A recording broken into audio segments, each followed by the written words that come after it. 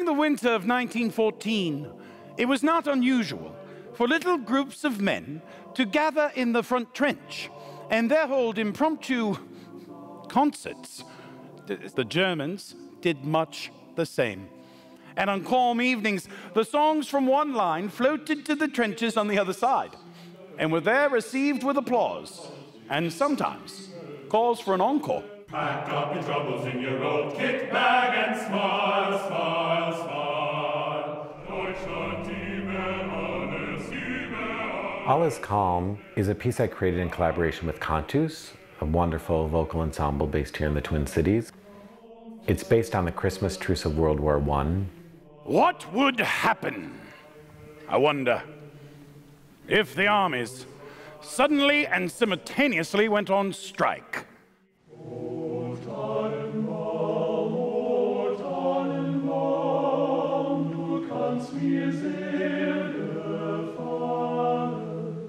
Ultimately, I think it's story that I'm drawn to. Stories that move people, stories that I think can transform the way people look at the world. And certainly one of those moments is the truce.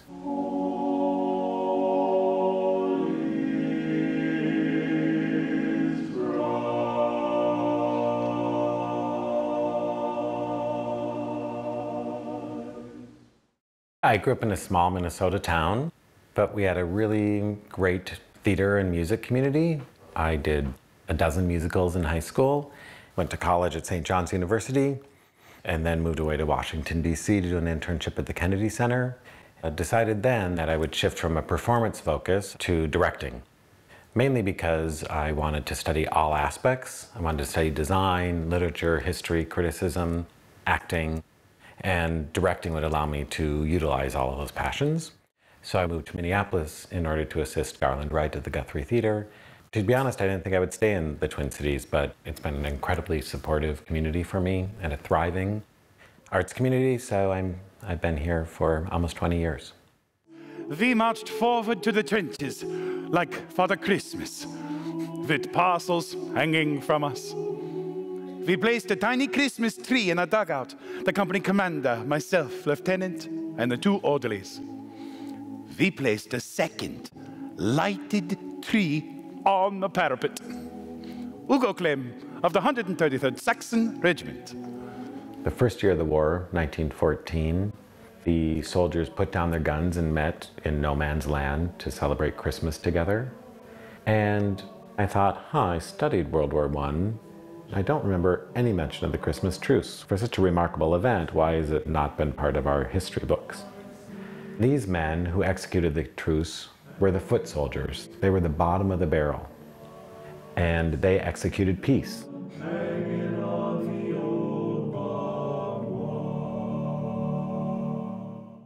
I founded Theater Latté with Denise Prosek.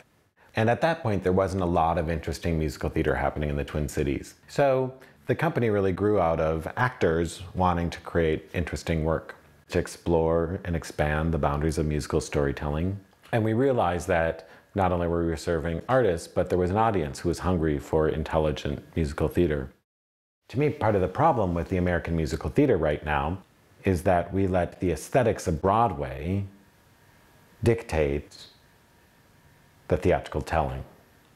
So it doesn't matter if we're telling The Color Purple or Wicked, we're going to put the same absurd number of lights in the air, we're going to have a ridiculous amount of costume changes, that we let Broadway decide what the theater looks like. And with All Is Calm, I wanted those characters to tell their own story. The text is pulled from letters home. Say your prayers for me every night, so Dad'll come back to you. Bless you and good night. Dad. War journals. Starlight overhead. Blank stars. I'm wide awake. And some chap's dead. Transcriptions from gravestones, World War I poetry. Part of All Is Calm is actually citing all of these different men after each piece of text, and we don't track them as traditional characters, but somehow hearing their names out loud, in my opinion, gives them the place in history that they deserve. Maurice Laurentin, Commandant, CCM Company. Dick Barron, 2nd London Mounted Brigade.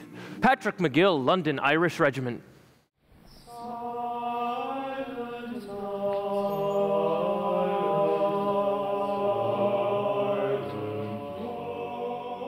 I don't think the Christmas Truce would have happened if it weren't for music. The men in November began to hold these impromptu concerts, singing songs across the trenches from one side to the next. And it was music that instigated trust, humor, camaraderie. And without music, I don't think the truce would have happened. So I knew music had to be a vital element in our storytelling, and approached Cantus. They're trying to create chamber music and thinking of it outside of the box, much the same way Theater Latté is taking musical theater and thinking of it outside of the box. Perhaps they'd be interested in a collaboration. So I approached them and said, I'm interested in creating a piece based on the Christmas Truce of World War I. I have no idea what that looks like. I don't know its form. I don't know its structure. I don't know the style of the piece. And they said, doesn't matter. We want to do it. So the next step was to go to Europe and spend time on the Western Front. They're still digging up objects that were there when millions of men were buried in an unknown grave. So some of the artifacts that I've brought back were to echo parts of the story that I thought were important. Somehow the artifacts speak to that intimacy of the storytelling, to think that this button was worn by a man who probably didn't come home from the war, that these photographs of sons inspired the telling of the story in a way that is hopefully intimate and honest, and giving these nameless faces a place in history. Then one German took a chance and jumped up on top of the trench and shouted out, "Happy Christmas, Tommy!" So of course, our boy said, if he can do it, we can do it. So we all jumped up. Our sergeant major shouted, "Get down!"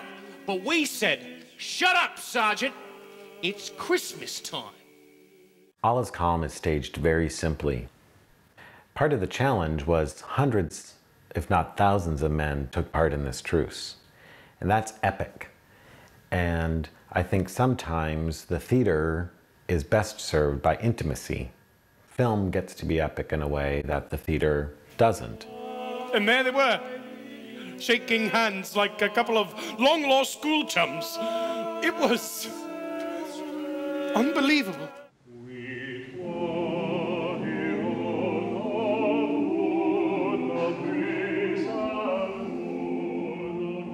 I often tell actors that which is most intimate, which is most vulnerable, is ultimately most epic because it illuminates more about the human experience than any vast camera shot could.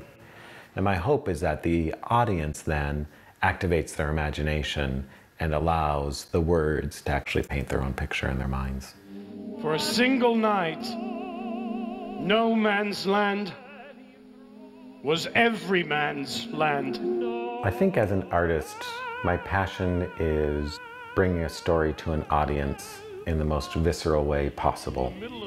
And that this story that was somehow denied its place in history books has now had that kind of audience is humbling and profound, I think. Yes, I think it was a sight one will never see again. Second Lieutenant Arthur Pellenburn of the 6th Gordon Highlanders.